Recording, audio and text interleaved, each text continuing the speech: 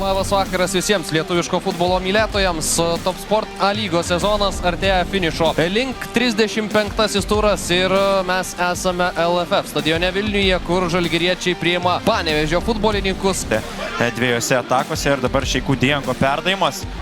Vaičiakauskas kairė koja smūgiuoja šalia vartų, smūgis nuo vartų yra fiksuojamas. Nematė smūgio pradžios ir tai be abejo labai smarkiai apsunkina galimybės šiam vartų sargui. Ir įvartis krenta.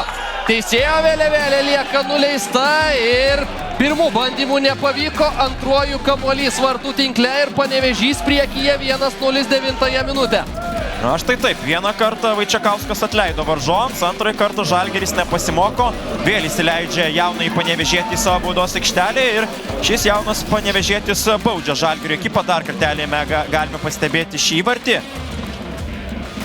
Šoninės linijos kiek daugiau nei 15 minučių prabėgo ir kol kas Panevėžys priekyje 1-0, o čia dar vienas svečių komandos šansas, veiksmas baudos aikštelėje ir baudinys. Net nesudvėjojęs Robertas Šmitas rodo įžymą, labai geras. Radunovičio smūgis ir puikiai išpildo baudinį 28 puolėjas. Pirmasis jo įvartis atstovaujant Panevėžiui. Niekaip nebūčiau spėjęs, jog panevėžiečių rungtynių pradžioje pirmaus rezultatu 2-0. Tiesą sakant, nepasakyčiau, jog Žalgirį žaidžia labai blogai. Keletas Vilniaus Žalgirį irgi būtų naivoka, tad veikiausiai, kad ir toliau matysime Vilniaus Žalgirį žaidžiantį su kamuoliu. Paulius Golubickas baudos aikštelėje, baudinys į kitą pusę. Štai taip. Markas Beneta griauna Paulių Golubicką, 20 minutė ir rezultatas vėl gali pasikeisti. Altono kortelė, dar kartelį šio epizodo pakartojimas. Na čia tikrai jokių klausimų. Nesužaidė Markas Beneta į kamuolį. Štai taip jisai įsirėžė į Paulių Golubicką, kuris buvo dideliam greitį ir na, kaip pasiseks rezultatyviausiam šio sezono futbolininkui smūgiuoti nuo 11 metrų žymos. Liviontalis, po skersiniu į vartų kampą guldo kamuolį rumūnas, numeris 19. Tiek žemiau Vytautas Černiauskas greičiausiai būtų įlietęs, bet kai taip yra smūgiuojama, na čia šansų jokių vartų sargui. Kauskas kol kas demonstruoja, jog aikštėje jisai neturi jokių autoritetų ir taip ir turėtų būti. Mazuras, o tolimas smūgis, Černiauskas reaguoja. Golubickas, Mazuras. Dar kartą bando iš toli ir dar kartą Černiauskas, na čia kažkas naujo. Draugai. Paulius Golubickas įsibėgėja su kamuoliu į baudos aikštelę, čia galimybė mušti įvartį ir tą daro Nikola Petkovičius. Rezultatas lygus 2-2 sužaidęs pagal rezultatyvius perdavimus pasyvėje Joelį Bopesu. Nesublizgėjo šiame epizode tiek Kasparas Dubra, tiek ir Markas Beneta, būtent tarp šių dviejų gynėjų leido prisijimti. Mazanis pažemė į baudos aikštelę, Karašima liečia kamuolį ir dublis. Domantas Vaičiakauskas. Dar vienas jo įvartis. Svarbu, nes kamuolys tiesiog idealiai kaip ant lėkštutės nusileido Domantui Vaičiakauskui ir šis jaunas vyrukas, na taip, ten buvo be abejo jo Karašimas.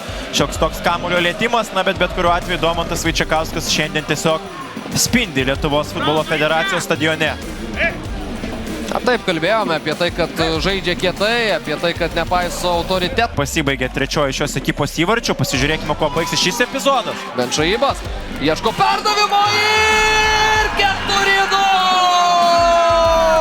Pavle Radunovičius. Triumfuoja Steinas Brevenas, buvo netgi įbėgėtas laikas, dar kartelį šio epizodo pakartojimas.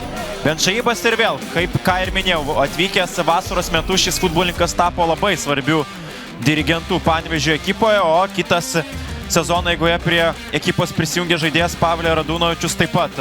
Šiame epizode sužaidžia. Rankose turi panevėžiečiai. Čia ir pakartojimas su šypsena. Robertas Šmitas traukia. Galiausiai baigėsi jį štai taip. Ir tai yra viskas.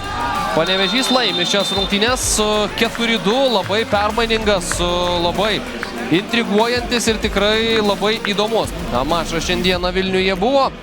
Domantas Vaičiakauskas, 2 jo įvarčiai ir čia be jokios abejonės nusipelnė štai tokių sveikinimų Panevėžio komandos 21.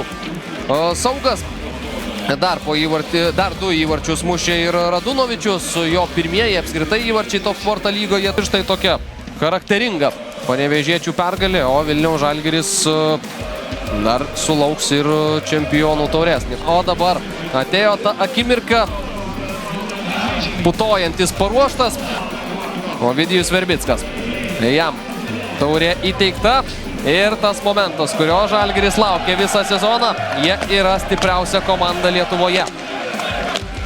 Na, šiandien toks retas atvejis, kai Vilniaus Žalgiris triumfuoja su titulu rankose, bet manau, Panevėžio Rūbinė taip pat nuotaikos yra labai geros. Šiandieną džiaugiasi visi, šiandieną ypatinga diena futbole.